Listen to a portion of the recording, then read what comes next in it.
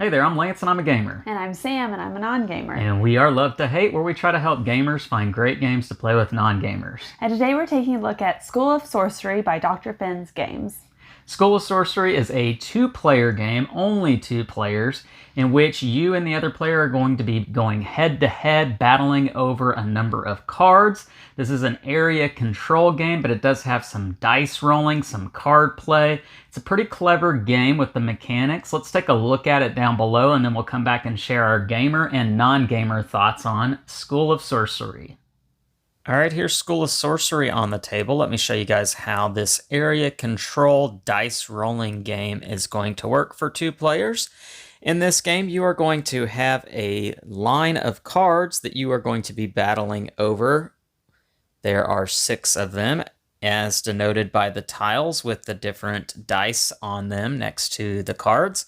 And you have some beautiful gems in wonderful Oklahoma City Thunder colors, I might add, that you are going to be using to place on these cards to determine who gets them.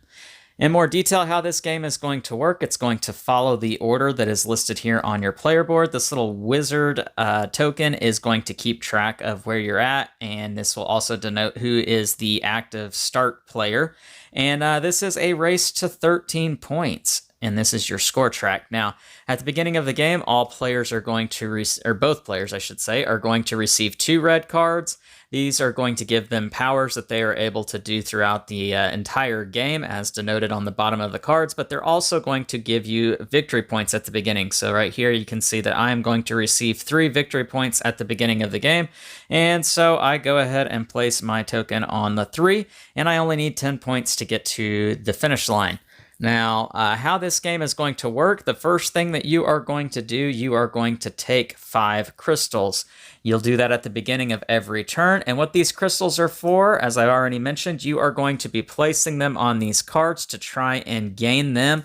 Whatever crystals you don't end up using on a turn, you are going to get to save for another turn on down the road. So you have 5 crystals to work with, and then you are going to cast crystals. Now, the way that works is you roll your 3 dice, and you are allowed to re-roll dice so long as you have one of these re-roll tokens. You start the game with some of these, and you'll spend them to re-roll any one or all the dice if you choose to do so. But whenever you are ready to lock in your dice, then you are going to play 3 cards, 1 card for each die. Let me show you the cards that you have in your hand.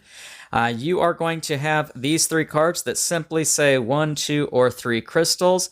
If you choose to play one of them face down, the die that you play it to, that is where you are saying that you are going to cast crystals to. So for instance, the 3rd die, 3 crystals, I would take 3 of my crystals, and I would place them on the card that is next to the 3 tile here, placing them on top of the tile like so.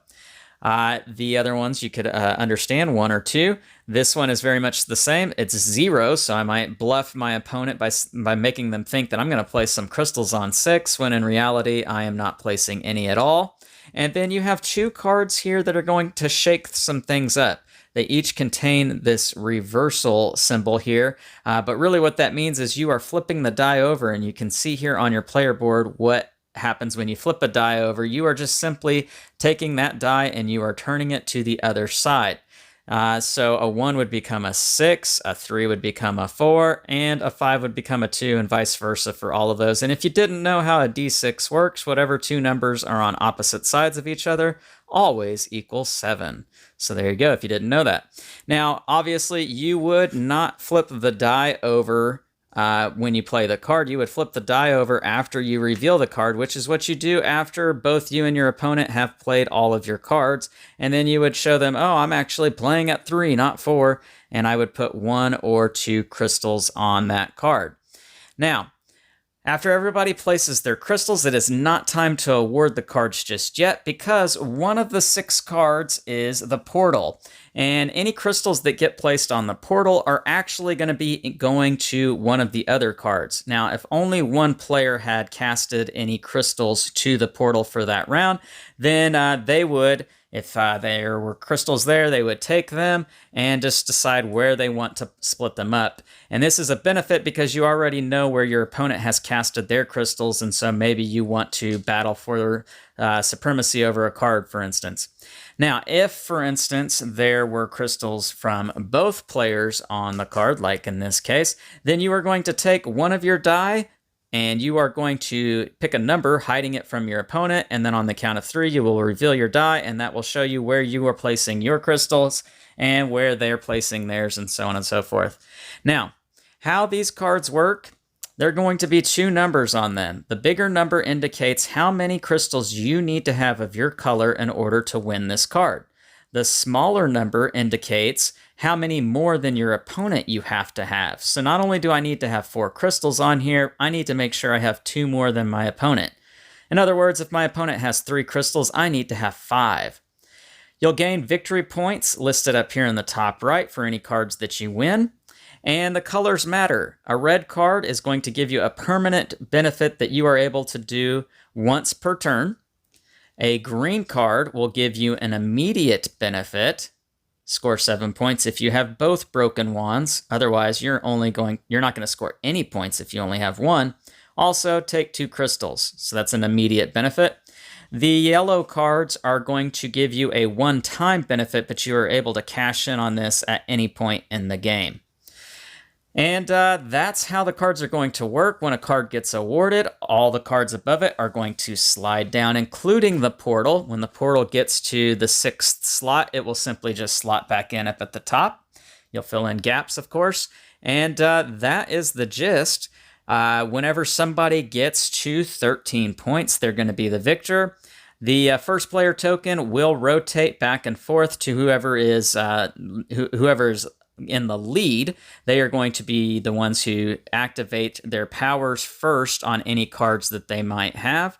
And then, whoever gets to 13 is the winner. Let me show you the insert in this box. It is just a simple cardboard insert. You've got some baggies here to put your loose items into, and you'll stick them in this well right here, the rule book, and everything will go on top of that. And that's what you get here inside of School of Sorcery. Let's go back up top and share our thoughts on this one. And we're back, and now you're going to see some gameplay footage of a game between Sam and I while we share our thoughts on School of Sorcery.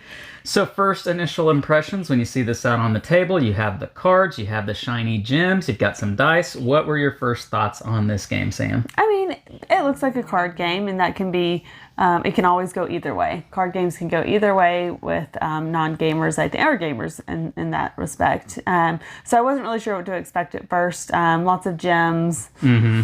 Not a very high point game either. Right, yes. And this is kind of a minimalist setup here because you just have the 6 cards in one single file line.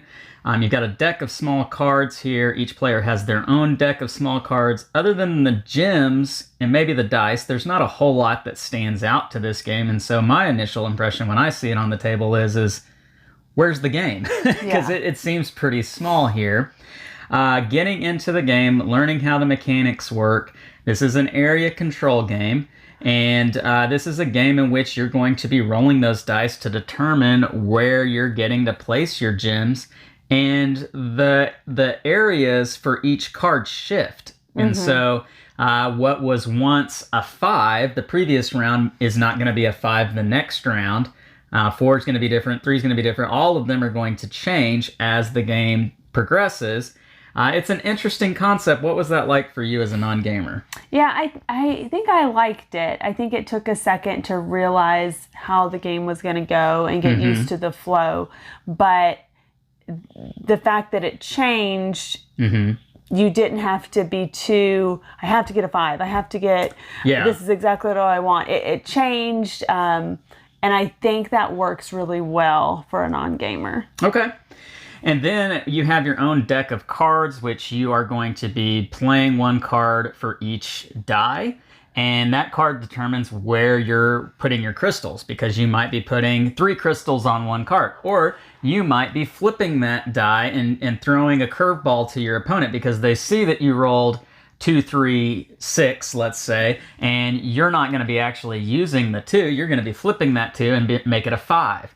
And so that can kind of throw a curveball to your opponent. Talk about that. What was that like for you? Yeah, again, I think it just gave you some flexibility and you weren't having to rely too much on I have to roll this number because you got to change it. You got to kind of work a little bit with what you had. And I think that makes it a little bit more less stressful, I guess. I think for me it was flexible. I found this game to be flexible. Yes. I found that I wasn't tied into just the luck of the roll of the dice, which for me, I don't typically like games that are so built upon dice rolling. Yeah. And I find that in area control games where there is so much dependent upon luck of the roll or luck of the draw of the cards or whatever mechanic you want to use where there is that luck built into it, I find that I have a hard time trying to manipulate that luck or if it doesn't go my way, finding another way to try and do well in a game. And I would imagine that that's probably true for a lot of non-gamers too. This game, you don't have that happen so much because you are able to mitigate that or alter it, manipulate it in some fashion. And I don't think it takes mind-bending, jumping through hoops, strategy-wise, to try and figure out how to do that. I think the bar is low as far as the strategizing, if that makes sense, with this particular game. Now, does that mean it's a boring or dull game? No, what do you think? No, it's definitely not boring or dull. And I think what you said at the beginning, there's not much to it. And so it looks like it may be it looks like it might be boring just because there's not a lot going on. But I think the movement of the cards, your ability to change your dice number, all of that really adds to the excitement of the game. I would agree with that. And the cards themselves that you're battling over and the abilities that are on those cards just add an extra level of spice to this game. You're not going to see all the cards every time you play this game. You're only going to see a fraction of those cards. And so every time you play it, you're going to get a little bit more out of this game. The way the cards come out is going to change what happens throughout the course of the game as well. And as Sam mentioned earlier on, you're not battling over a ton of points. It's a first to 13. And so this is a bit of a race game, and it's a shorter race. So it feels kind of frantic. It feels kind of, I got to get these points now. Yeah. And the game is it's going to be snappy, and it's going to go quick. The box says 40 minutes. It feels like a fast 40 minutes to me because you're going after such a small amount of points. So one that really kind of feels like it moves quite along, and the excitement level is pretty high there. Let's get into our pros and cons on this one, Sam. What were the things that you really enjoyed with School of Sorcery? I mean, it was a different type of game. We don't have a whole lot of what's it called? Area control. Area control. Not for non-gamers, I don't think. Yeah, I feel like area control and if anybody who knows me as far as my gaming preferences, area control is almost bottom of the totem pole. Yeah. I really don't care too much for area control games. I feel like they tend to be very tactical and very strategic. And not that I don't enjoy strategic games. I do enjoy heavier games.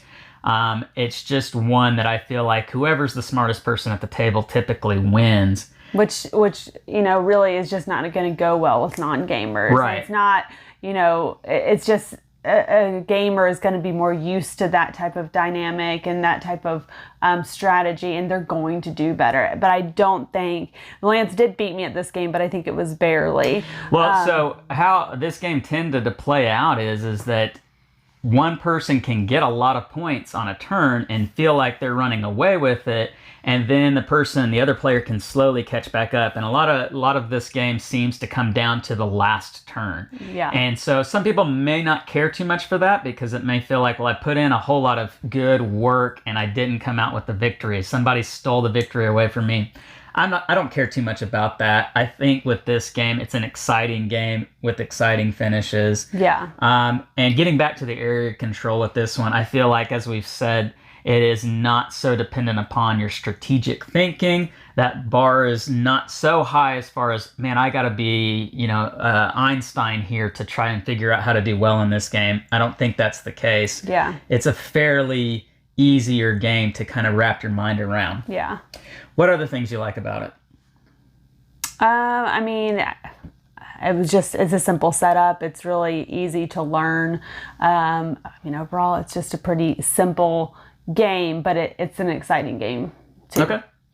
Any cons with this one? I mean, not really that I can think of right off the top of my head. I'm trying to look at the back of the box to see if I can remember anything specifically. But no, I mean, I think the movement of the cards can be frustrating at times because they become out of your reach or not what your plan was. You can't plan ahead. You can't strategize too much in this game. Yeah. You have to be able to be a little bit flexible, and that could be hard for a non-gamer. I'll agree with that. I'll throw one other one out there. It kind of has I don't want to say blander look to it, but it kind of just has I don't know, School of Sorcery and just the way it looks isn't so bright or exciting to me. I don't know, maybe if it's the theme or just what. It just kind of feels like it could be easy to overlook this game. Kind of feel to it. But once you get into it, you really start to see that it's, in my opinion, the game is better than what it looks, if that makes sense. So, all right, well, there you have it. Let's get into our scores on this one. I'm going to go first, if that's okay. I'm going to get my score out there on this one. For me, this was an exciting game. This was a two-player area control game that really kind of worked. I enjoyed the shifting of the cards, and the rolling of the dice, and the hand management. That was a clever combination of the mechanics there. So I really had a good time with this one. I'm going to give it a 7.3. How about you? I was going to give it a 7.2, so I'm right there with you. All right, well, there you have it, right in the same ballpark on this one. And if you've watched any of our other videos, when we give anything in the 7 range, that is typically a game that we're going to be happy to play. It's going to be one that we don't mind breaking it out whenever we get the feeling to do so. And we're going to have a good time playing it. So that's our thoughts on School of Sorcery. It is from Dr. Finn's Games. Leave us a comment down below. Let us know what you think about it. Make sure to like and subscribe and push that bell button so you get notifications of all our new content. I'm Lance. I'm Sam. And we are Love to Hate, where we try to help gamers find great games to play with non-gamers. We'll catch you next time.